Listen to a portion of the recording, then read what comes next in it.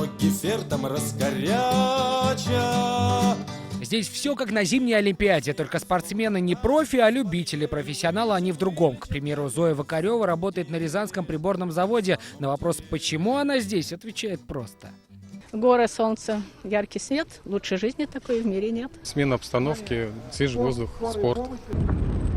Красота местных склонов завораживает. Пока одни едут на подъемнике вверх, другие пули летят вниз. Оцениваются и скорость, и техника. У каждого участника этих спортивных игр, конечно же, и дома есть серьезная работа. Но они всегда находят время на спорт, потому что, как признаются сами, для них это такой же подъемник, чтобы подняться повыше по карьерной лестнице.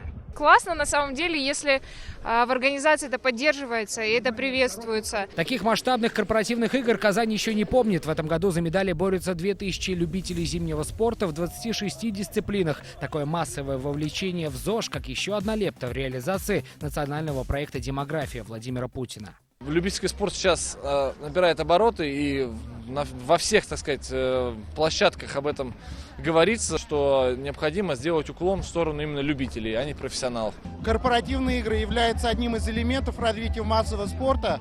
Здесь, в принципе, условия в Татарстане соответствующие имеются. Это прекрасная спортивная инфраструктура, которая была создана и после универсиады, и после чемпионата мира по футболу и водным видам спорта. В этом году в Казани пройдут 5 крупных корпоративных соревнований. Встанут на лыжи и пробегут легкоатлетический кросс по меньшей мере 40 тысяч трудящихся.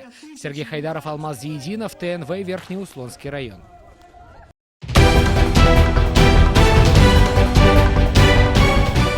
Все новости дня, выпуски программы «Новости Татарстана», программы и фильмы на сайте tnv.ru и на YouTube-канале ТНВ.